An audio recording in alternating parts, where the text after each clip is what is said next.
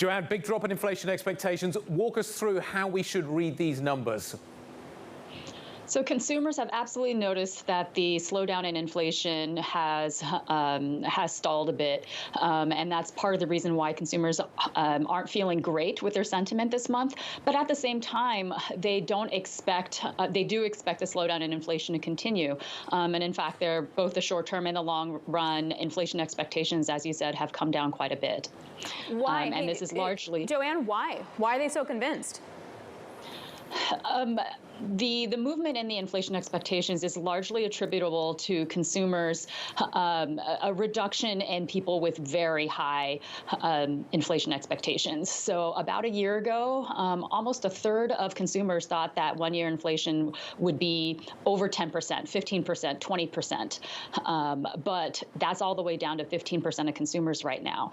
So I think consumers are broadly feeling like inflation is starting to come under control. It's not of course, these could still turn around depending on economic developments, but consumers are starting to firm up their expectations and feeling a little bit more optimistic about that, particularly in the long run. Gasoline prices. Let's fold in a higher gasoline price. How will that change, do you think, how consumers feel about what they see in front of them?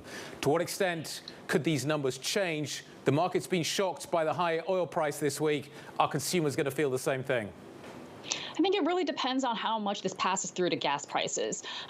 Consumers continue to be concerned about gas and fuel prices. You know, that the number of consumers who spontaneously mentioned those prices in our surveys did increase over the last couple of months along with gas and fuel prices. But it didn't really affect either the short run or long run gas price expectations. It didn't pass through to that. So consumers are not expecting these increases in fuel prices to persist. But of course, if they do, then consumers will adjust accordingly. But at the moment, they are not expecting them to persist. Joanne, how do consumers and those you poll feel about the job market right now?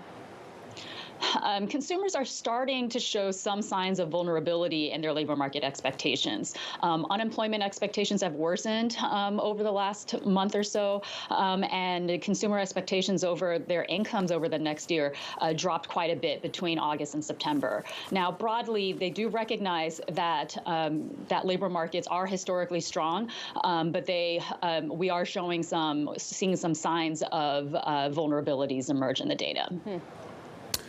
Joanne, Claudia Sahm of the Sahm Rule wrote an opinion piece on Bloomberg a little earlier on today. Why are consumers still so gloomy, was the title. The answer appears to be blame COVID, that there has been a permanent shift lower in expectations, that pessimism post-COVID is just embedded at a higher level. What do you say to that? What we see in the data is absolutely COVID continues to have an effect, or the perception of a new normal after COVID.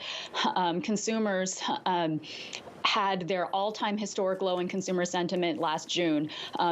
In spite of the fact that, yes, we had high inflation, but it was nowhere near the types of inflation that we saw in the late 70s and the late 80s.